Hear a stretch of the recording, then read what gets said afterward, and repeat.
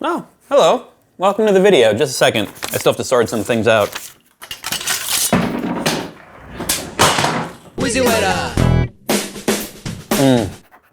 Gotta stop eating in this chair. So beard lovers, today I was doing the important interneting. I took a survey to find out which golden girl I was. I was Dorothy. Really wanted to be Rose, as we all do. But you know what? If you really think about it, we all want to be Dorothy.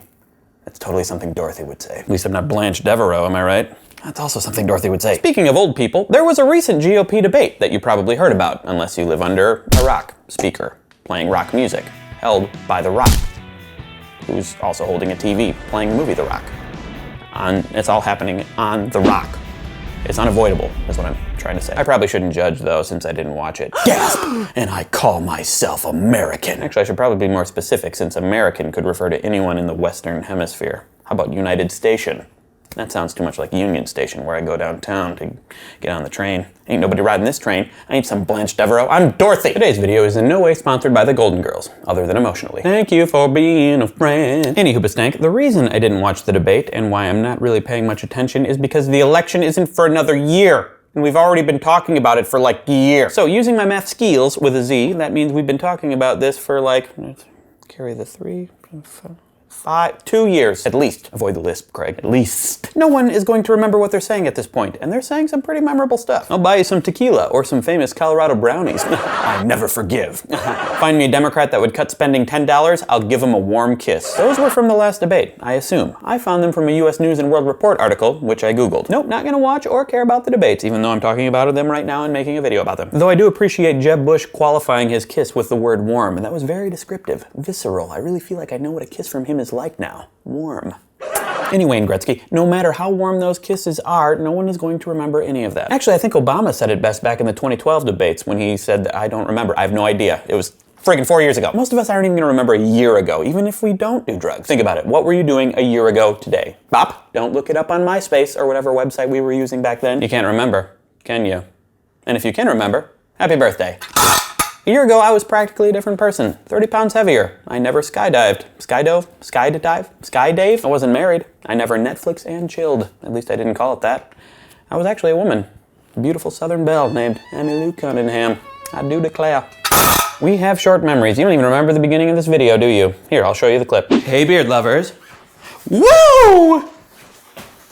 No memory of that. And the things we do remember seem like they happened a way long time ago. I found this BuzzFeed article about how the things that we don't have I don't even remember what I was supposed to say there. About the things we forgot happened in 2014, such as when Ellen took that epic star-studded selfie at the Oscars. I could have sworn that was in my beautiful dreams for a decade. John Travolta made up the name Adele Dazeem. Really? I feel like I had Adele Dazeem written on my underwear for 4 years.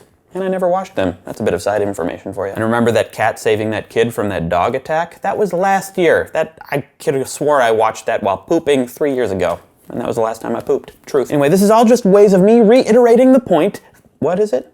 That our memories are terrible. This is why the products we think we'll never forget about keep pumping out ads, because we will forget about them. This is why YouTubers keep putting up pointless tweets and Tumblrs and Facebooks and uploading tons of crap. It's to remind you that they exist. And this is why that site where you ordered your Adele Dazeem underwear keeps sending you emails about new Dazeem garb. Now in these cases, it makes sense that they would churn out ads because these are businesses that constantly need your business. So they get all up in your business. In an election, you really only need one thing at one time. Your vote. And they spend years. And they spend billions of dollars to get it. They convince millionaires to give them millions of dollars. They enlist thousands of talented people to devote their time to proving to everyone else that they are awesomer than everyone else. They should be doing that for me! Or, charity or whatever. In countries in the rest of the world, elections tend to take like a few months. Here we have a complicated primary system which starts in January, in which the candidates go to all of the states. New York, North Carolina, Nova Scotia, Epcot Center, I don't know from the States. And that ends in November with the final vote. So even if we got rid of this ridiculous early hype before 2016, we'd still be guaranteed 11 months of election. So maybe we should just stop paying attention until next year. What if we got excited about other things, like scientists who have made a tractor beam?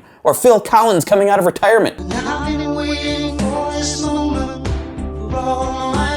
Or maybe we should pay attention to what the people who are actually elected in government right now are doing. Or we could just watch this video of my beard. Click here to watch the video of my beard. If we just turned our heads away, maybe there wouldn't be this ridiculously expensive media frenzy. Or, idea, We could change the way our voting works. Instead of all these primaries and this voting and bullcrap, we just ask one person who should be president. Perfect voting clone. That's right, I made a clone who has voted for the person who ultimately became president every single time. Perfect record. Let's just save time and ask him who he's gonna vote for. Ain't that right, PVC? I've actually never voted. And how many times were you wrong? 0. Perfect. So, who should win? Well, at first I was thinking Blanche, but after careful consideration, Dorothy. Those are Golden Girls, and they're fictional. All right, the actress who plays Dorothy. B. Arthur? She's dead. So was Al Gore, and he almost won. Oh! Too soon? Is that too soon? Wheezy Wink. Thanks to my friends at Audible for sponsoring this video. If you'd like to pass the time with something other than politics, recently read a fun book about murder on my honeymoon. It's called The Kind Worth Killing by Peter Swanson. I really got into this book and I finished it while still on my honeymoon. It probably tore my marriage apart. Just kidding, I hope. Anyway, you can download this at audible.com or any of the 180,000 audiobooks across all different types of literature. Fiction, nonfiction, periodicals, fictionaticals, that's not a thing. For beard lovers such as yourself, Audible's offering a free audiobook if you go to audible.com/Wheezy. That's audible.com/Wheezy. And remember, be Arthur for president. Don't be someone called Arthur. Her name is B. Arthur. She's also dead, and you probably can't vote for her. Or politician clone, but he has neither confirmed nor denied that he's going to run yet. Why do I keep touching my face?